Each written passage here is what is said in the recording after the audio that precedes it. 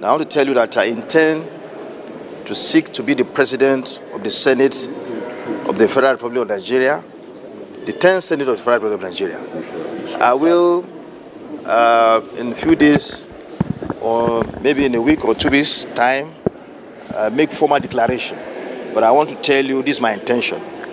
I intend to be the president of the 10th Senate of the Federal Republic of Nigeria by the grace of God, God willing. The legislature is a distinct arm of government that works on, it doesn't work on sentiment. It works on your ability to do the job. Your ability to do the job.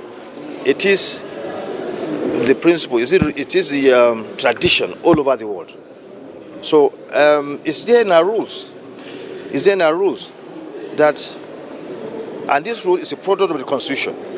Section 60 gives the latitude to the National Assembly to create means of regulating its procedure, including summoning summoning the houses of assembly, that is the Senate and the House of Reps, and then the recess as well.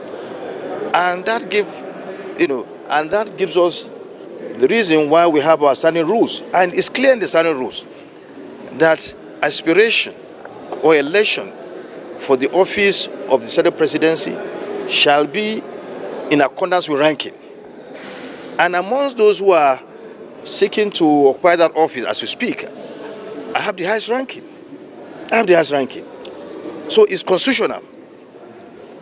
Among those who are aspiring, who have shown their intentions, who are aspiring, I am the one that is most experienced.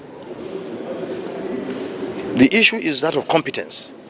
It's competence.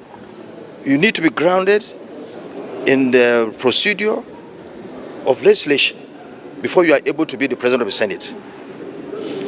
The rules and regulations on how we do our activities here, you need to be knowledgeable in them, you need to be grounded, and that's the tradition all over the world. And as you speak, I am number one among